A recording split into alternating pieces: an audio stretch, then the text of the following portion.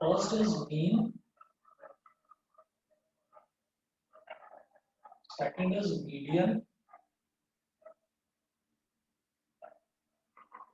and third is mode. Mean, median और mode. तो अब आप ये देखिएगा कि अगर जैसे हम मीन की बात करते हैं तो मीन हमारे पास इस तरीके से आता है कि एक तो होता है ग्रुप्ड डेटा और एक होता है अनग्रुप्ड डेटा।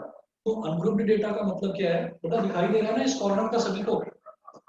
हाँ जी सर। ठीक है, तो जैसे मीन, मीडियन और मोड की बात करते हैं तो सबसे पहले हम बात करेंगे बेटा मीन की। तो मीन में क्या होगा कि अगर अनग्रुप्ड डेटा है, अनग्रुप्ड डेटा का मतलब क्या है कि हमको कोई भी डेटा है वो ऐसे ही लिखा हुआ है, वो ऐसे ही लिख कर दे रखा है, हमको उसके बारे में कोई रेंज नहीं दे रखी है, कोई क्लास इंटरवल नहीं है, कोई फ्रीक्वेंसी नहीं है, नथिंग इज गिवन, सिर्फ मेरे पास रॉ फॉर्म में डेटा है। तो डेटा इज लाइक दिस। आप ये देखिएगा कि मैं अनग्रुप्ड डेटा की अगर बात करूंगा,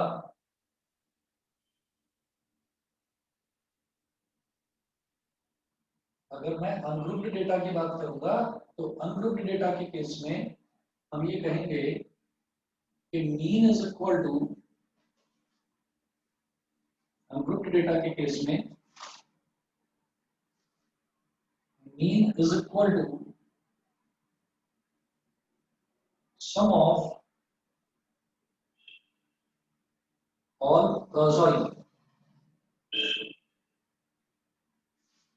ग्रुप्ड डेटा के केस में हम लिखेंगे sum of all observations, sum of all observations upon, sum of all observations upon number of observations, sum of all observations upon number of observations। ये अनग्रुप्ड डेटा की बात है। अनग्रुप्ड डेटा का मतलब क्या है कि हमको बहुत सारी ऑब्जर्वेशन दे रखी हैं और ऐसे ही वो कोई ग्रुपिंग नहीं कर रखी है उसकी, ऐसे ही लिखी हुई है। तो हम क्या करेंगे, हमसे पूछा गया है कि इसका इसका क्या है कि इसमें ऐसा हो सकता है कि जितना भी हमारे पास, जितनी भी ऑब्जर्वेशन हमको दे रखी है, आप बिना कुछ सोचे समझे सबको ऐड कर लीजिए और ऐड करके जितनी ऑब्जर्वेशन है उससे, नंबर ऑफ ऑब्जर्वेशन से उसको डिवाइड कर दीजिए।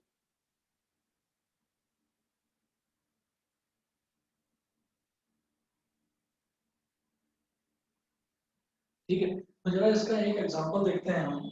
देखिएगा सबसे पहले हमको ये दे रखा है इन्होंने कि पेज नंबर 261 पर देखिएगा।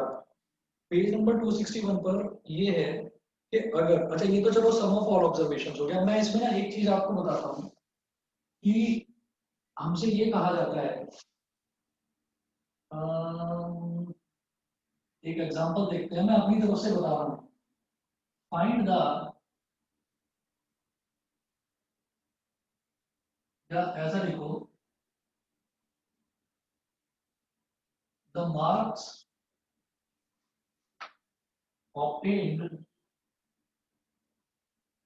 the marks obtained in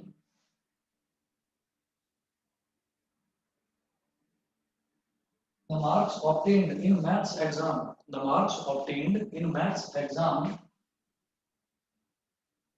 by 5 students, the marks obtained in maths exam by 5 students are as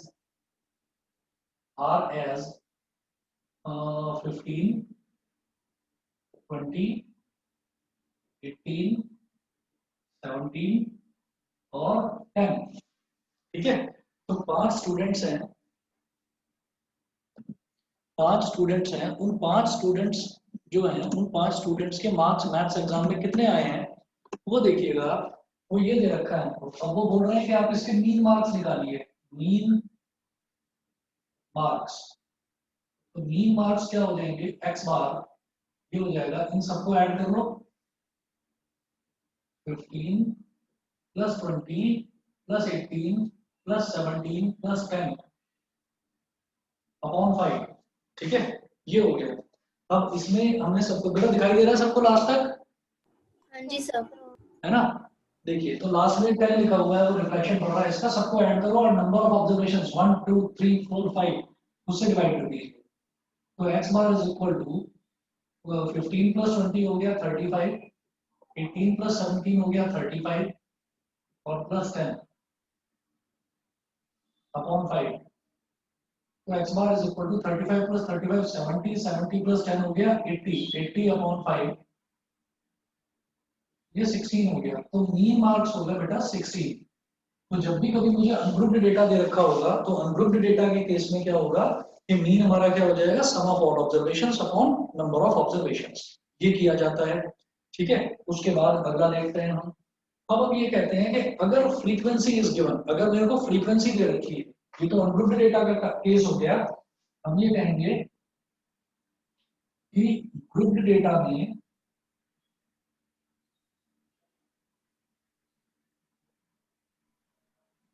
grouped data में अच्छा मेरे पास ना, मैं आज देखता हूँ मेरे पास ना एक शीट रखी हुई थी, मैंने ना इसकी मीन मीडियन मोड के सारे फॉर्मूलों की एक शीट बना रखी थी, या आई थिंक एक 2 या 3 शीट्स थी। मैं वो शीट अगर मेरे को मिल गई तो मैं वो शीट आपको भेजूंगा। उसमें क्या है, सारे फॉर्मूले एक साथ लिखे हुए हैं कि ग्रुप डेटा और अनग्रुप्ड डेटा के, मीन का भी, मीडियन का भी और मोड का भी, तो वो आपके लिए आसानी हो जाएगी। वो एक जगह लिखा होगा तो आपको लर्न करने में आसानी होगी।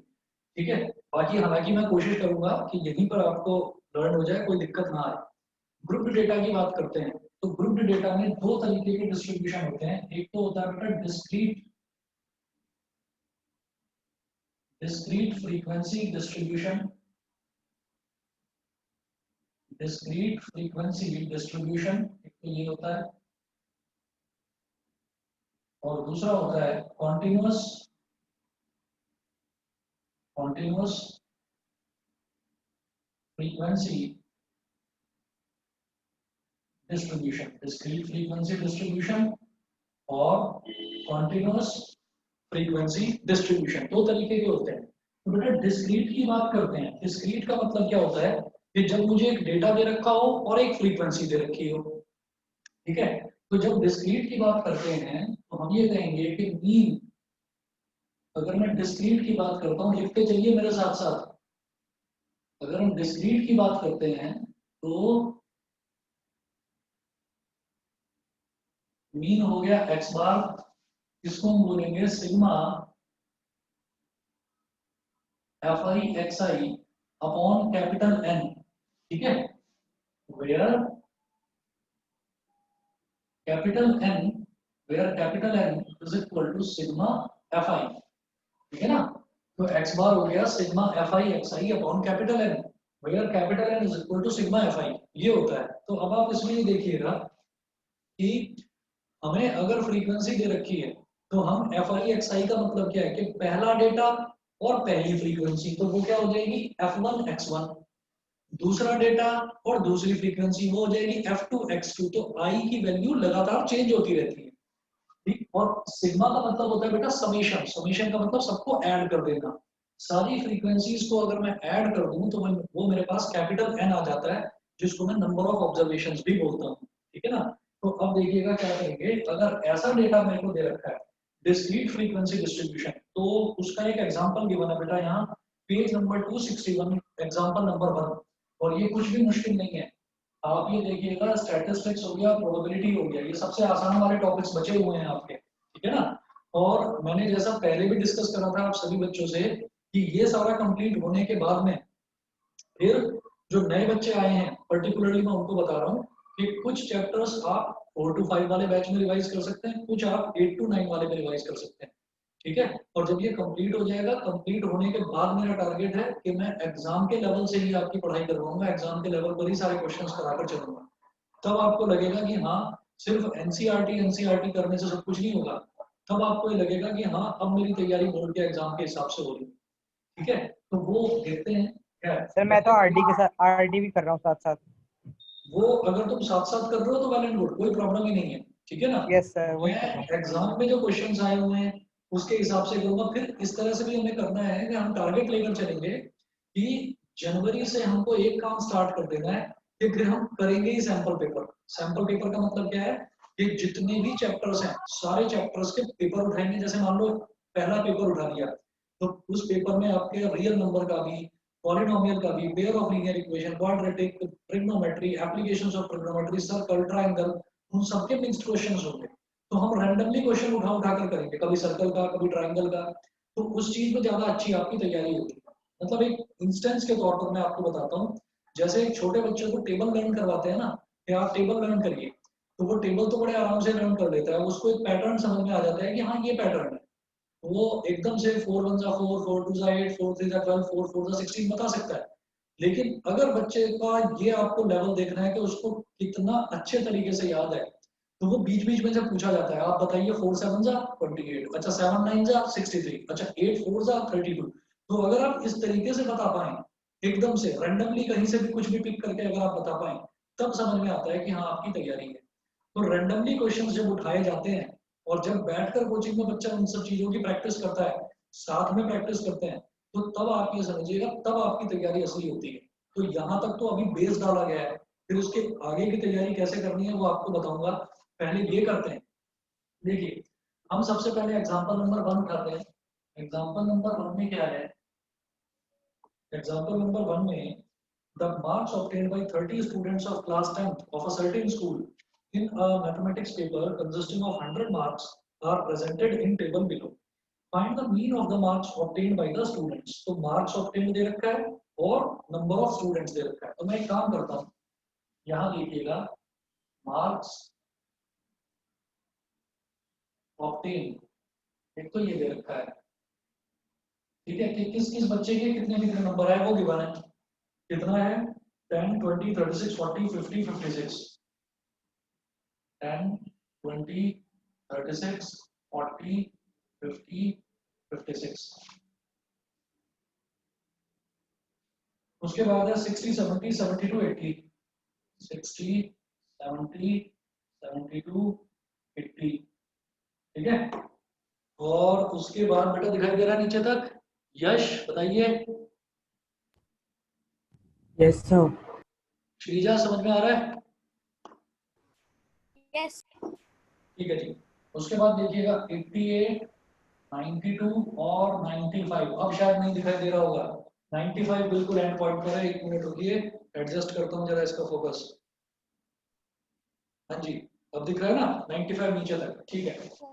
तो मार्क्स जो होते हैं, मार्क्स को हम बोल देते हैं बेटा एक्सआई, ये तो एक्सआई हो गए। उसके बाद नेक्स्ट इन्होंने दे रखा है नंबर ऑफ स्टूडेंट्स, तो जो ये काउंटिंग होती है ना, इसी को फ्रीक्वेंसी बोलते हैं, नंबर ऑफ स्टूडेंट्स, के कितने स्टूडेंट्स हैं, कितने मेन हैं, कितनी विमेन हैं, कितना डेटा है, नंबर ऑफ ऑब्जर्वेशंस, उसी को फ्रीक्वेंसी बोल देते हैं, ठीक है। तो नंबर ऑफ स्टूडेंट्स ये हमारे लिए हो गया एफ आई।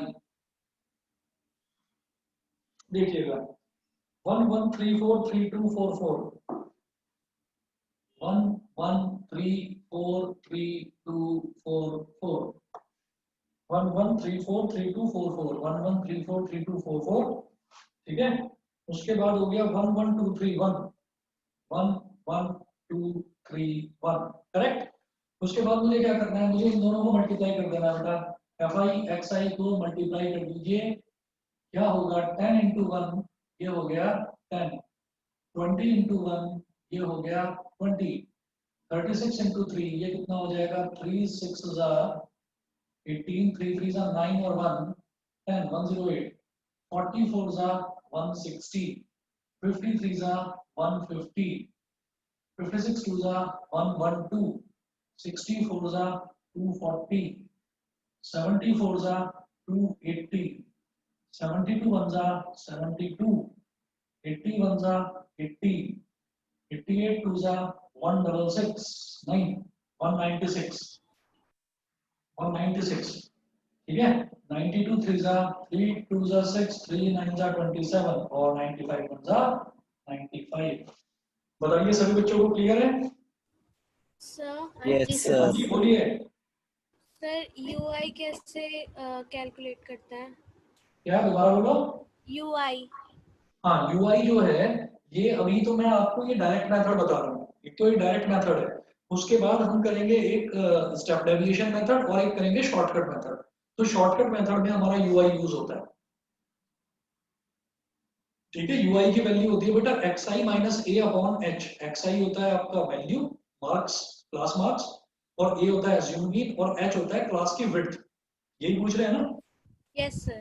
ठीक। हाँ तो अभी अलग अलग मेथड्स हम इसके करेंगे, तो उसमें मैं आपको समझाऊंगा। मैं वही कह रहा था, मैंने सारे मेथड्स के जो फॉर्मूले हैं ना, वो मैंने कोई 2-3 शीट्स में बनाए थे, लास्ट ईयर मैंने बनाए थे, तो वो मैं आज देखता हूँ, बैचेस मेरे खत्म हो जाएंगे, मैं देखकर आपको व्हाट्सएप कर दूंगा, तो आप लोग देखिएगा, उससे बड़ा आसानी हो जाएगी, एक साथ सारे फॉर्मूले लर्न हो जाएंगे।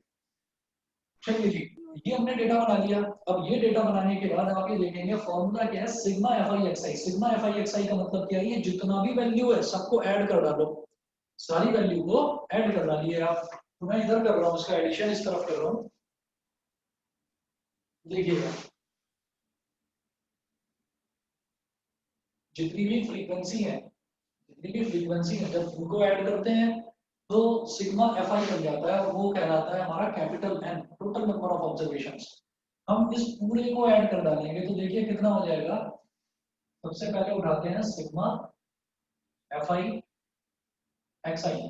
जब ये उठाएंगे तो इसका यूनिट्स वाला देखिए, 0 + 0 8 + 2 10 + 2 12 + 6 18 + 6 24 + 5 29 29। अब आ गया कैरी 2, तो 2 + 1 3 + 2 5 + 6 11 + 5 16 + 1 17 + 4 21 और 8 29 और 7 36 और 8 44 और 7 51 और 7 58 और 9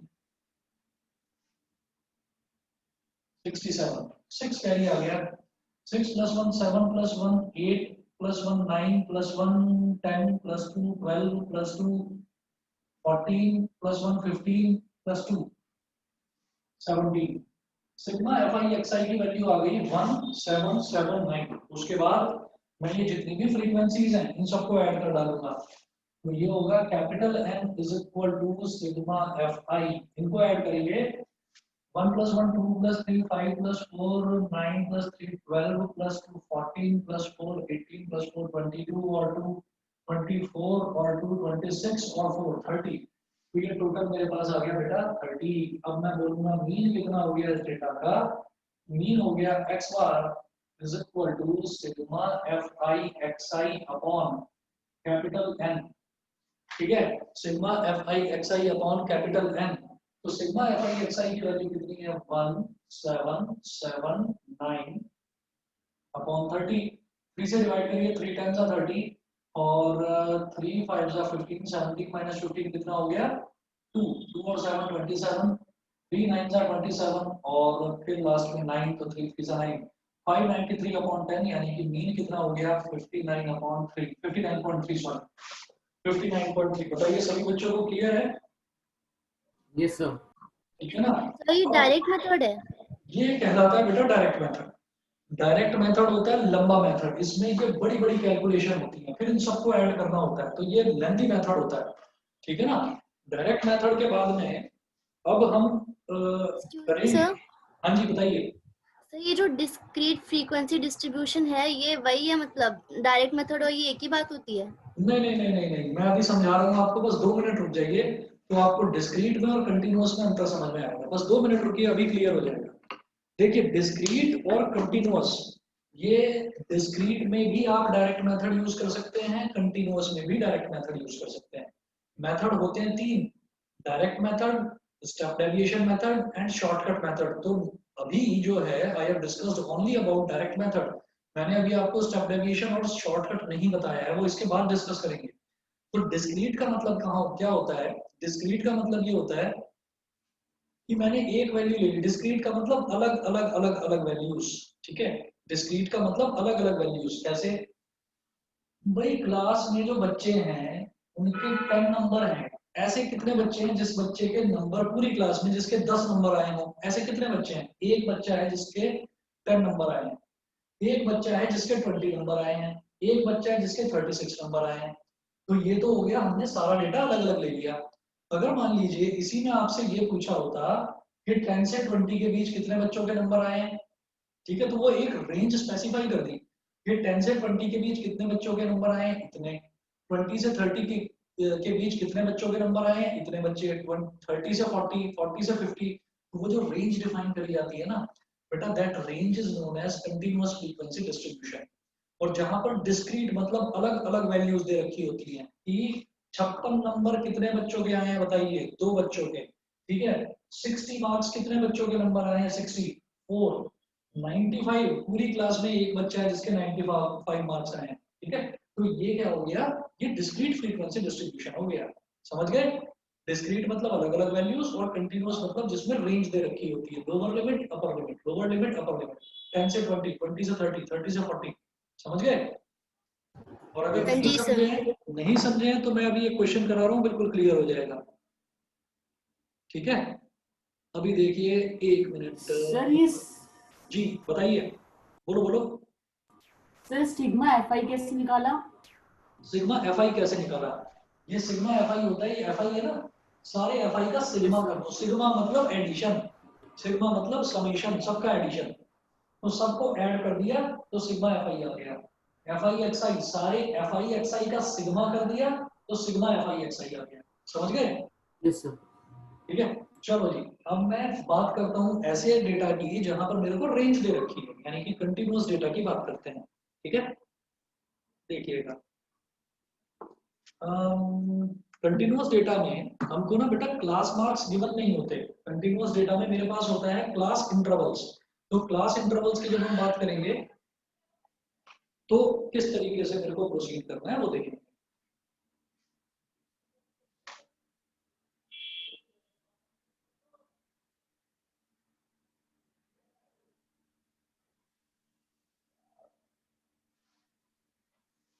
एक्सक्यूज मी सर। हाँ जी बताइए। सर मुझे डिस्क्रीट भी समझ आ गया एंड जो आपने अभी कंटिन्यूस बताया लाइक थोड़ा सा मुझे वो भी आ गया, बट जो आपने स्टार्टिंग में बताया था अनग्रुप्ड एंड ग्रुप्ड मुझे वो नहीं आया, आप एक बार प्लीज। अनग्रुप्ड बहुत आसान है। अनग्रुप्ड में आपको सिर्फ ये बोल दिया एक क्लास है, उस क्लास में 50 बच्चे हैं, समझ रहे हो। उस क्लास में 50 बच्चे हैं और आपको सीधा सीधा ये बोल दिया कि हर बच्चे के इतने इतने नंबर है। तो आप क्या करोगे, यहाँ पर तो मेरे को बोला, देखो ऐसा है कि ये थोड़ा सा सिंप्लीफाइड, मतलब थोड़ा सा आपने डेटा को सिंप्लीफाई कर दिया। कैसे भाई, टोटल बच्चे कितने हैं क्लास में, सिग्मा एफ आई, हमने इन सबको ऐड कर दिया तो टोटल बच्चे आ गए 30, ठीक। तो जब उस उनके सबके जो मार्क्स है ना, उनके सबके मार्क्स हैं वो अलग अलग पेपर पर लिखे हुए हैं, और उन सारे पेपर्स को आपने ऐसे फैला दिया, पूरी क्लास में ऐसे फैला दिया और कह दिया कि ये जो पूरा डेटा है ना इसका मीन निकालो। मीन का मतलब होता है एवरेज निकालो। तो अब क्या होगा, आप एक एक बच्चे के मार्क्स, अच्छा इसके इतने नंबर हैं लिखो, फिर दूसरा पर्चा उठाया इसके इतने नंबर हैं लिखो, इसके इतने नंबर हैं लिखो। तो सारे नंबर्स आप लिखकर सबको ऐड करोगे और फिर देखोगे नंबर ऑफ पर्ची, वो जो पर्चियां हैं छोटी छोटी, नंबर ऑफ स्लिप्स वो कितनी है। फिर आप उसको नंबर ऑफ स्लिप्स से डिवाइड कर दोगे। नंबर ऑफ स्लिप्स मतलब नंबर ऑफ स्टूडेंट्स, भाई जितने स्टूडेंट्स होंगे उतनी ही उनके नाम की स्लिप्स बनी हुई हैं, उनकी स्लिप पर उनके नंबर लिखे हुए हैं। तो जो अनग्रुप्ड डेटा है वो ऐसा है कि आपने ऐसे फैला रखा है, रॉ डेटा है, उसमें कोई ग्रुपिंग नहीं कर रखी। अच्छा यहाँ ग्रुपिंग कर रखी है, यहाँ ग्रुपिंग कर रखी है कैसे भाई, 36 मार्क्स वाले पूरी क्लास में 3 स्टूडेंट्स हैं, तो अलग अलग 36 36 36 अलग अलग लिखने की बजाय ये लिख दिया कि 36 वाले 3 स्टूडेंट्स हैं। तो ये ग्रुपिंग हो गई। ये एक प्रॉपर मैनर में नंबर्स को अरेंज करना हो गया। 40 मार्क्स वाले कितने बच्चे हैं क्लास में, 4 बच्चे हैं, ठीक है। तो 40 की फ्रीक्वेंसी कितनी है, 4। 40 मार्क्स वाले 4 बच्चे, अलग अलग 40 नहीं लिखा, 40 40 40 40 अलग अलग नहीं लिखा, ठीक है। तो ये वो चीज है कि हमने डेटा को ग्रुप्ड करके लिख दिया है, एक ग्रुप बना दिया उसका कि 40 मार्क्स वाले 4 बच्चे हैं, 50 वाले 3 बच्चे, 56 वाले 2 बच्चे। नहीं तो इस डेटा को ऐसे ही रॉ फॉर्म में फैला देते। समझ गए कि नहीं। अगर फिर भी नहीं आया हो समझ में तो करते हैं। हाँ, अगर फिर भी नहीं आया हो तो मैं एक आपको एग्जांपल देता हूँ। आप लोगों ने जो है पिछले साल, मतलब जब आप 9th क्लास में थे तो 9th क्लास में आपने कुछ क्वेश्चंस करे होंगे। देखिएगा मैं आपको ये दिखाता हूँ कि ये 9th क्लास की बुक है, ये 9th क्लास की बुक है, और इस 9th क्लास की बुक में आपने ये देखा था, ये चैप्टर नंबर 14 था स्टैटिस्टिक्स। इसके आपने कुछ क्वेश्चंस करे थे, वो क्वेश्चंस देखकर आपको सबको क्लियर हो जाएगा। देखो ये रहा, ये देखिएगा एग्जांपल नंबर 2। इसमें क्या लिखा हुआ है, consider the marks obtained out of 100 by 30 students of class 9th ठीक है। तो ये दे रखा है आपको, तो ये सारा डेटा फैला दिया, सबके नंबर बता दिए, एक बच्चे के 10 नंबर है, एक के 20 है, एक के 36 है, एक के 92 है, एक के ऐसे, ये सारे नंबर दे रखे हैं, समझ गए।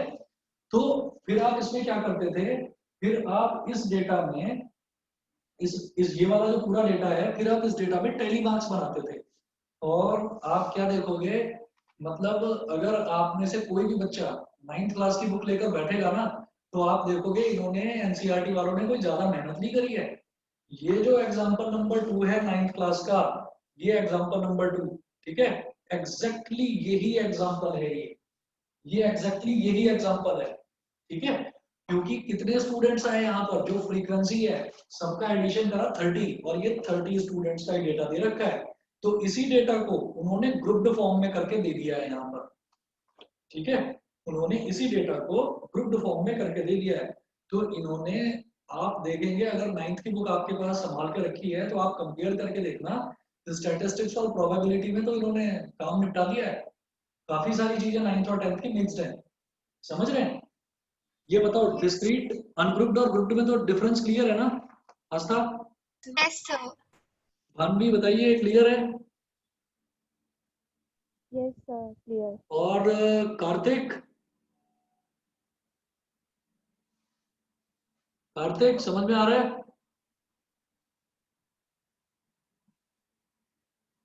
कार्तिक तो पता नहीं किधर है। और वो हमारा दूसरा स्टूडेंट जो था, अनुभव, अनुभव किधर हो भाई? सर यही हूँ सर। अच्छा, क्लियर है? कार्तिक ने मैसेज डाला है। हाँ ओके सर। कार्तिक का मैसेज आया, देखते हैं जरा। ओके, चलिए ठीक है। चलो जी, आगे चलते हैं।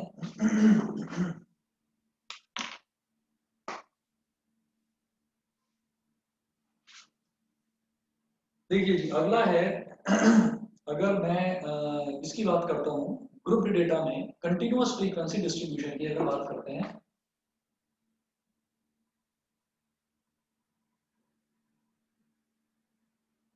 कंटिन्यूअस फ्रीक्वेंसी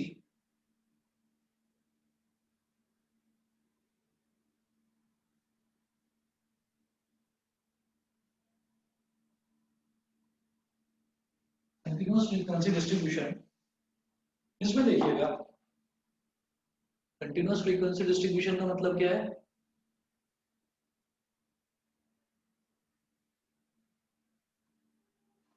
डेटा दे रखा है मेरे को, और मैं पहले सीधा ना टेबल बनाता हूँ, जो टेबल दे रखी है उस टेबल के हिसाब से फिर क्वेश्चन करते हैं।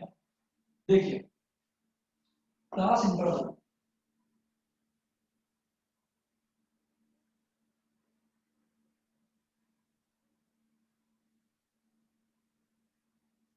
क्लास इंटरवल 10 से 25,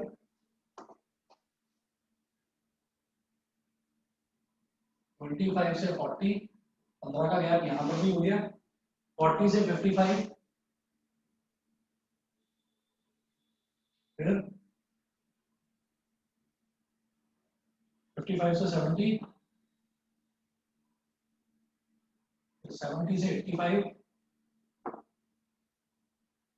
और 85 से 100, ये हो गया, ये क्लास इंटरवल है। फिर बात करते हैं हम क्लास, हालांकि इन्होंने नंबर ऑफ स्टूडेंट्स दे रखा है, चलो पहले नंबर ऑफ स्टूडेंट्स लिख लो।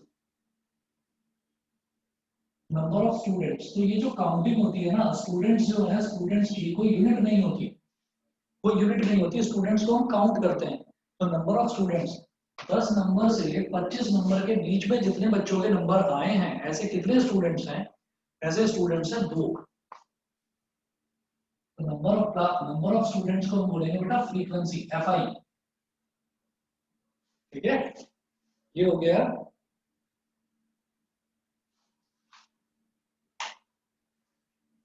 Excuse me sir. हाँ जी बेटा, बताओ। सर क्लास इंटरवल में हम लोअर यूनिट काउंट करते हैं, अपर नहीं करते है ना? अपर नहीं करता है, लोअर काउंट करता है। एक मिनट। हाँ, क्लास इंटरवल में जैसे 10 से 25 है, तो 10 वाला इसमें इंक्लूड करेंगे, और 25 यहाँ पर इंक्लूड नहीं करेंगे, 25 अगले में आएगा। इसी तरह से 40 इसमें इंक्लूड नहीं करेंगे, 40 इसमें आएगा। बिल्कुल सही। कि लोअर लिमिट काम करता है, अपर लिमिट काम नहीं करता। ठीक है जी। अगला देखिएगा 2 3 7 6 6 6 6 6 6। अब आप देखो नंबर ऑफ स्टूडेंट्स है, क्लास इंटर तो दे रखा है, लेकिन मुझे तो क्लास मार्क्स चाहिए। क्लास मार्क्स को बोलेंगे बेटा हम XI, ठीक है, क्लास मार्क्स को बोलेंगे XI। क्लास मार्क्स निकालने का तरीका क्या है, मैं इधर लिख देता हूं। Class mark is equal to lower limit, class mark is equal to, यहां पर ये आएगा नहीं, नीचे लिख रहा हूं मैं, class mark is equal to lower limit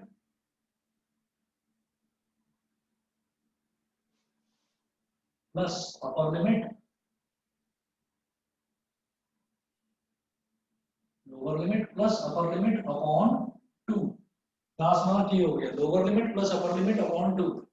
तो क्लास मार्क्स क्या क्या है ये देखिएगा। जैसे 10 और 25 है, तो इसको अगर मैं ऐड करूं तो देखो 10 प्लस 25 अपॉन 2 कितना हो जाएगा, 35 अपॉन 2। 35 अपॉन 2 को मैं क्या बोलूंगा, 17.5। ठीक है ना। तो 10 लोअर लिमिट हो गई, 25 अपर लिमिट हो गई, दोनों को ऐड करा, डिवाइड बाय 2 करा, ये हो गया 17.5। 25 और 40, 25 लोअर लिमिट, 40 अपर लिमिट, दोनों को ऐड करा, 40 प्लस 25 कितना हो गया, 65। 65 अपॉन 2 कितना होगा, 32.5। और फिर आप दो वैल्यूज निकालिए, उसके बाद आपको समझ में आ जाएगा कि इसमें एक पैटर्न होता है कि दोनों के बीच में कितने का गैप है, 15 का। तो हर एक में 15 15 15 15 ऐड करते चले जाओ, हर एक में आप 15 15 ऐड करते चले जाओ, तो एग्जैक्टली सही क्लास मार्क्स आपके आ जाएंगे। एक मिनट देखिए,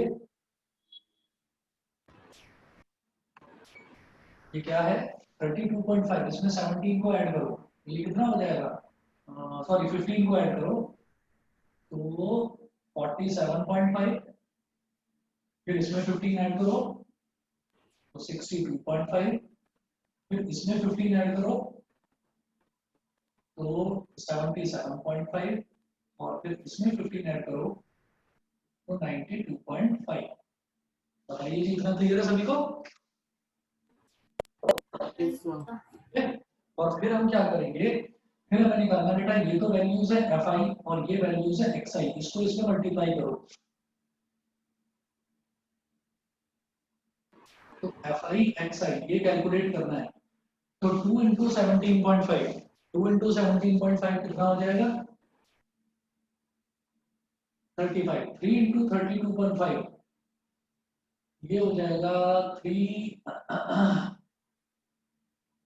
3 5 जा 15, 1 कैरी आ गया, 3 2 जा 6 और 1 7, 3 3 जा 9, 97.5। 7 को इसमें मल्टीप्लाई करिए तो 7 5 जा 35, 3 कैरी आ गया, 7 7 जा 49 और 3 52, 5 कैरी आ गया, 7 4 जा 28 और 5 33, 332.5 कितना आ गया।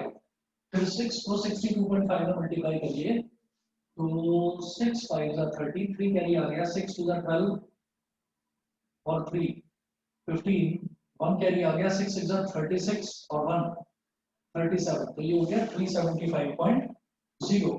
फिर 6 में 77.5 को मल्टीप्लाई करिए तो 6 5 जा 30, 3 कैरी आ गया, 6 7 जा 42 और 3 42 और 3 45, 4 कैरी आ गया, 6 7 जा 42 और 4 46, तो ये आ गया 465.0।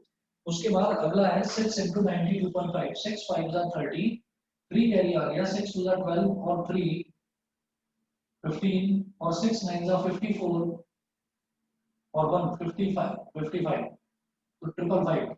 तो आप ये देखो बड़ी लंबी थकाने वाली कैलकुलेशंस हैं इसमें डायरेक्ट मेथड में। तो फिलहाल हमें डायरेक्ट मेथड पढ़ना है, इसलिए मैं आपको बता रहा हूँ। इसके बाद जब आप स्टेप डेविएशन मेथड और शॉर्टकट मेथड देखेंगे तो आपको खुद लगेगा कि वो मेथड इनके कंपैरिजन में उसमें कैलकुलेशन थोड़ी सी कंपैरेटिवली आसान है। ठीक है ना। तो अब देखिएगा फिर मुझे जब डायरेक्ट मेथड में मीन निकालना होता है तो बेटा क्या होता है, sigma F I x I upon capital N. Capital N किसके इक्वल है, सिग्मा एफ आई के। तो जितनी भी फ्रीक्वेंसीज है सबको ऐड कर लो तो कैपिटल एन निकल जाएगा। ठीक है, तो देखिएगा हम सारी फ्रीक्वेंसीज को ऐड करेंगे तो ये कितना हो गया, 2 + 3 5, 5 + 7 12, 12 + 18 कितना 30। Capital N is equal to sigma F I is equal to 30। तो ये आ गया हमारे पास 30। उसके बाद देखिए बेटा एफ आई एक्स आई इस पूरे को आप ऐड कर दीजिए। मैं यहाँ पर लिख रहा हूँ, इधर दिखाई दे रहा है ना, हाँ ठीक है, थोड़ा और इसको फोकस, हाँ अभी ठीक है। तो ये हो गया sigma F I x I. Sigma F I x I add करो, 5 + 5 10 10, तो ये 0 1 कैरी आ गया, 1 + 5 6 + 7 13 और 2 13 और 2 15 और 5 20 और 5 25 और 5 30 30। तो अब आ गया 3 कैरी। ठीक है, 3 आ गया कैरी। तो 3 + 3 6 और 9 15 और 3 18 और 7 18 और 7 कितना 25 और 6 25 और 6 31 31 और 5 36। 3 कैरी आ गया, 3 + 5 8 + 4 12 + 3 15 और 3 18 1860 0.0। तो सिग्मा एफ आई एक्स आई आ गया 1860 और कैपिटल एन की वैल्यू आ गई 30। ठीक है, हालांकि ये दो वैल्यू आती मेरा काम तो आसान हो गया, लेकिन ये काम बड़ा थकाने वाला है, बड़ा लंबा मेथड है। तो हम क्या करते हैं, इसको मैं मिटाकर पहले तो मीन निकालता हूँ। यहाँ पर मीन देखते हैं कितना आएगा।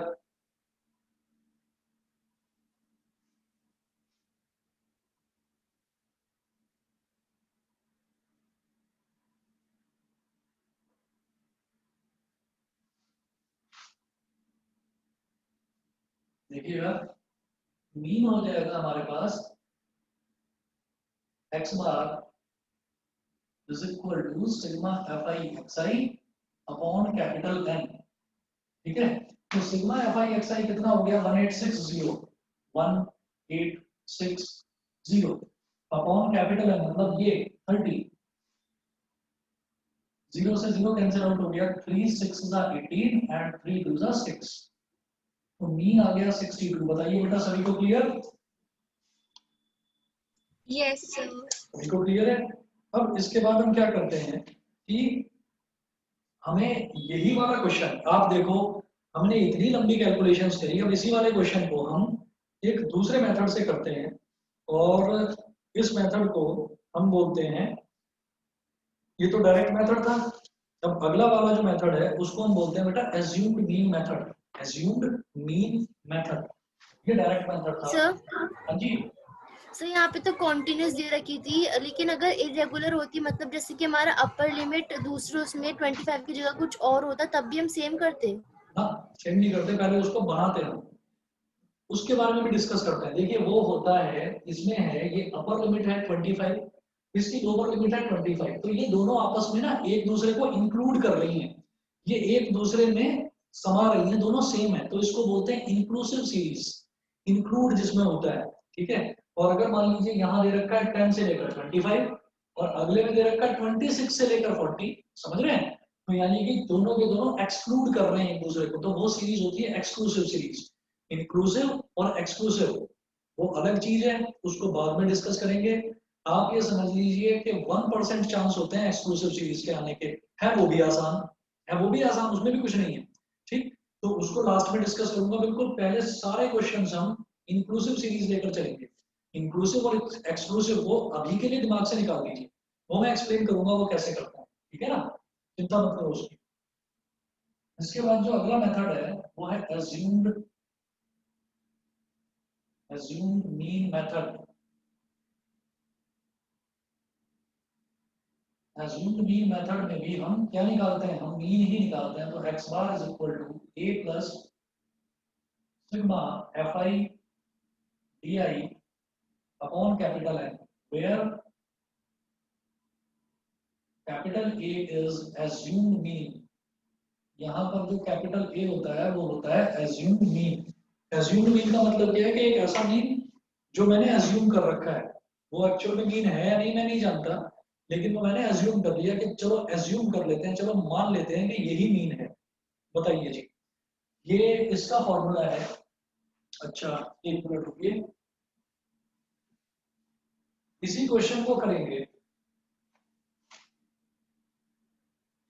देखता हूं। क्लास इंटरवल को मैं शॉर्ट में CI लिख रहा हूं, CI, ठीक है। हम यहां पर लिखेंगे यही 10 से 25, 25 से 40,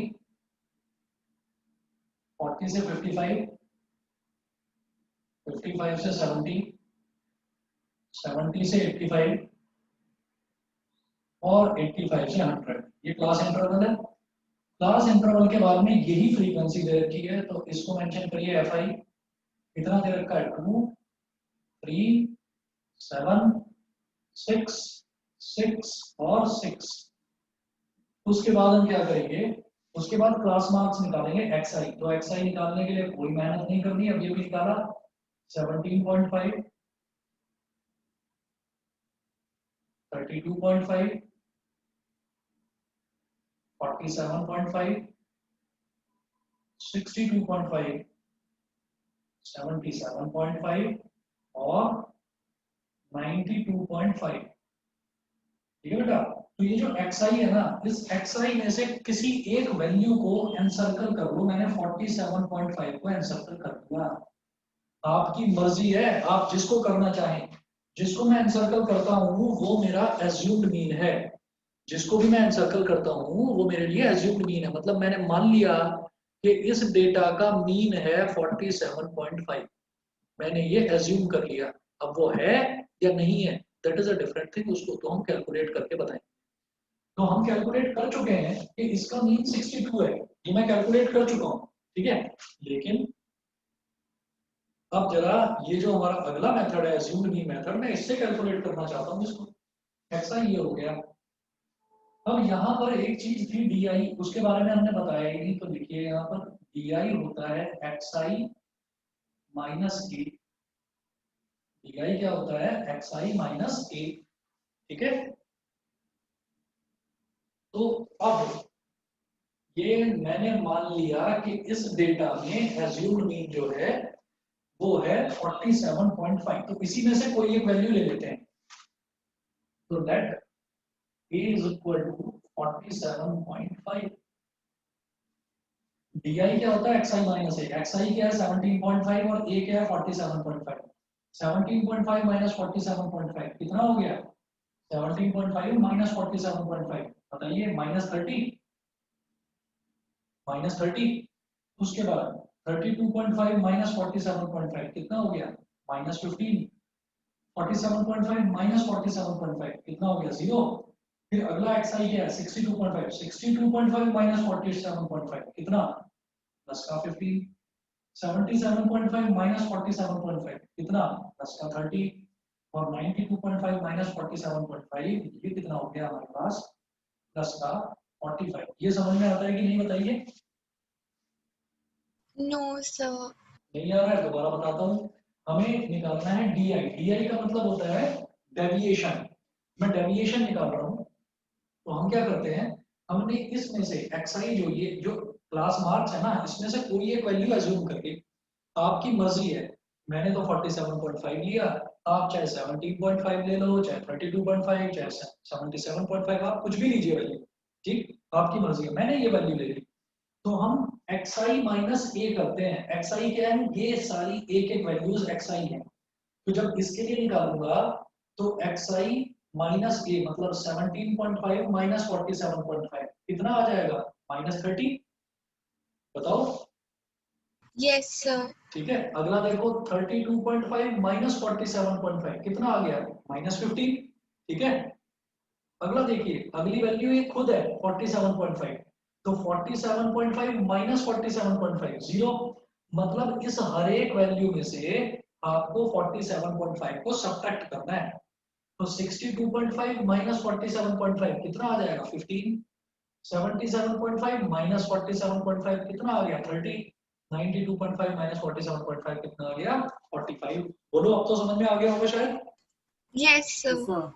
ठीक है, लक्ष्य बताओ। Yes sir. पार्थ मेहता बताइए, समझ गए? Yes sir.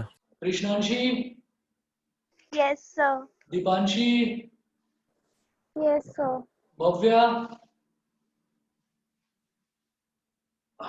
Bhavya, yes sir. चलिए अब जरा देखो अब क्या करेंगे। अगला क्या है, एफ आई डी आई चाहिए मुझे, तो एफ आई और डी आई को मल्टीप्लाई करो। यहाँ पर एक कॉलम और बनाओ एफ आई डी आई का। तो 2 इंटू माइनस 30 कितना हो गया -60। अब आप देखो कैलकुलेशन आसान है। वो जो पॉइंट्स वाली बड़ी बड़ी कैलकुलेशन थी, फिर उनका एडिशन था, वो मुश्किल था। ये आसान है। 3 into minus 15 minus 45, 7 into 0 0, 6 into 15 90, 6 into 30 180 और 6 इंटू 45 कितना हो जाएगा 6 5 30, 6 4 24 और 3 2 7। ठीक है, तो ये वैल्यू आ गई हमारे पास। तो ये वैल्यू उसके कंपैरिजन में हमें कैलकुलेशन में टाइम लग रहा था, यहाँ पर कम टाइम लगता है। तो अब क्या करेंगे, जब इन सबको ऐड करेंगे तो नेगेटिव नेगेटिव वाले आपस में ऐड हो जाएंगे, पॉजिटिव पॉजिटिव वाले आपस में ऐड हो जाएंगे। तो देखो मैं यहाँ लिखूंगा sigma F I D I, sigma F I D I is equal to, इन तीनों को ऐड करिए 270 और 180 प्लस 90 कितना हो गया, ये भी 270, 270 प्लस 270 540, माइनस माइनस वाले ऐड करो 60 प्लस 45 कितना हो जाएगा 105, माइनस 105, 10 माइनस 5 5, यहाँ पर क्या बचा 3, 3 माइनस 0 हो गया 3 और 5 माइनस 1 हो गया 4, 4 35। फटाफट हो गई कैलकुलेशन, वहां इतना लंबा कैलकुलेट करना पड़ रहा था। ठीक, सिग्मा एफ आई डी आई। अच्छा, अपॉन एन चाहिए, एन क्या है, एन तो यही होता है सिग्मा एफ आई। इस सबको ऐड करोगे ये क्या आ जाएगा 30, ये हमारा आ गया कैपिटल एन। तो x bar is equal to capital A plus sigma F I D I upon capital N. Capital A कितना है 47.5 plus sigma F I D Y ये कितना है 435 अपॉन कैपिटल एन कितना है 30, 3 10 30 और फिर डिवाइड करिए तो 3 1 3, 4 माइनस 3 कितना हो गया 1, 13 हो गया और 3 4 12, 13 माइनस 12 कितना हो गया 1, 1 5 15, 3 5 15, 14.5 हो गया ये। 47.5 प्लस 14.5 इज इक्वल टू 62। बोलो जी समझ में आया कि नहीं? Yes, sir. हाँ जी सर। यस ये सर। वाला ये वाला जो मेथड है, इस वाले मेथड में आप ये देखिए कैलकुलेशन जो है वो कंपैरेटिवली इजी हो गई। कैलकुलेशन की वो बड़ी बड़ी आ रही थी ना, ये पॉइंट्स में आ रही है वैल्यू, उनको मल्टीप्लाई करना पड़ रहा है, तो वो आप अपने आप देखेंगे कि वो अपने आप ही आसान हो जाता है। और ध्यान रखिएगा वैल्यू, ये जो एक्स आई है, एज्यूम्ड मीन एक ऐसा मीन होता है जिसको आप कुछ भी एज्यूम कर सकते हो, आपकी मर्जी है। 1 2 3 4 100 1000 कुछ भी एज्यूम कर सकते हो, लेकिन हमें आसानी पड़ती है कि हम एक्स आई के बीच की ही कोई वैल्यू ले लें। तो उसमें कोशिश करो कि बीच की कोई वैल्यू ले लो, कोई मिड वैल्यू ले लो। 47.5 ले सकते थे, 62.5 ले सकते थे, तो बीच की कोई वैल्यू लेंगे तो कभी गलती नहीं होगी और आसान रहेगा कैलकुलेशन। ठीक है जी, मैं होमवर्क अभी इसमें कुछ नहीं दे रहा हूँ, पहले मैं थोड़ा सा अमाउंट इसमें कराना चाहता हूँ। अगला मेथड भी कराऊंगा, यूआई वाला जो श्रीजा तुम पूछ रहे थे वो कल कराऊंगा। और मैं इसकी एक शीट मैंने बना रखी है, वो मैं ढूंढता हूँ, वो मेरे को मिल गई तो मैं आपको भेजता हूँ। उससे फॉर्मूले लर्न करना थोड़ा आसान रहेगा। ठीक है, तो बाकी कल कराते हैं, कल करते हैं। Excuse me sir. हाँ जी बताइए। सर ये जो अभी हमने क्वेश्चंस करे ये कितने मार्क्स के आते हैं? ये क्वेश्चंस जो है, जब सबसे ज्यादा नंबर के क्वेश्चन होते हैं ना 4 नंबर के, तो स्टैटिस्टिक्स वो स्कोरिंग पोर्शन है जिसमें आपको 4 नंबर का क्वेश्चन मिलेगा। आपको 4 कैटेगरीज होती है क्वेश्चन की 10th क्लास में जो आती है, 1 नंबर 2 नंबर 3 नंबर और 4 नंबर। तो 4 नंबर वाला हाईएस्ट मार्कर क्वेश्चन है। ठीक है, आंसर स्टेप डेरिवेशन मेथड तो हट गया है, derivation sorry. Step deviation method हट गया है, एक्चुअली वही है जो यूआई वाला मेथड है ना, जो यूआई वाला मेथड है वही स्टेप डेविएशन मेथड है। मैं कराऊंगा उसको, बेहद आसान है। पता है क्यों? क्योंकि कई बार पेपर में, कई बार क्या 90% ऑफ द टाइम्स वो आपसे मीन निकालने के लिए बोलते हैं। वो ये नहीं कहते कि आप इस मेथड से करो, 90% ऑफ द टाइम्स वो मीन निकालने के लिए बोलते हैं।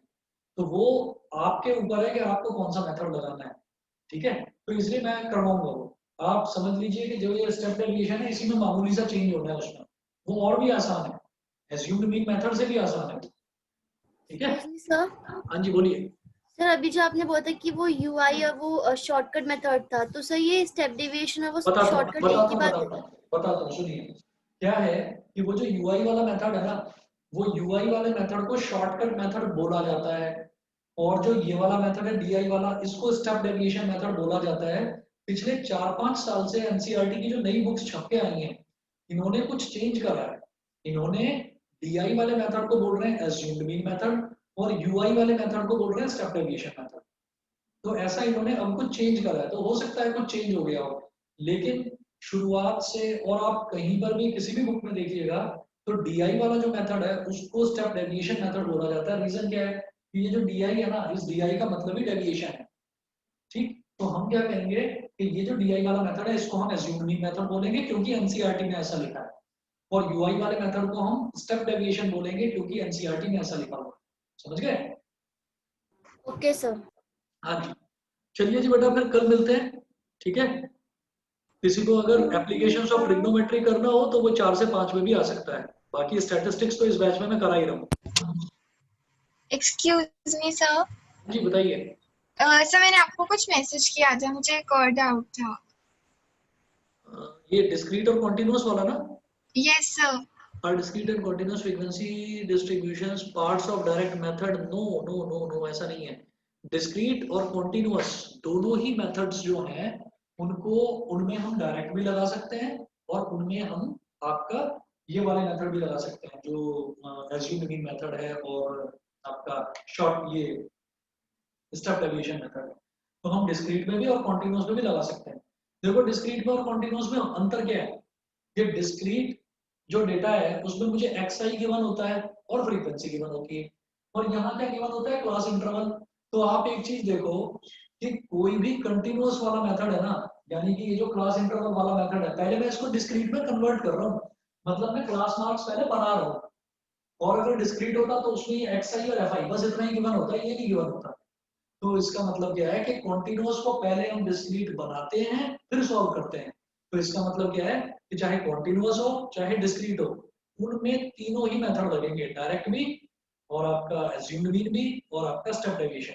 ठीक है, सर मतलब ये दोनों कैटेगरीज है? ये दोनों कैटेगरीज है। कैटेगरीज है। बिल्कुल बिल्कुल। यस, ओके सर, समझ आ गया। ओके, चलिए, थैंक यू सर। ठीक है, okay okay thank you sir. Okay bye sir. Bye sir. Bye bye yes sir. Okay.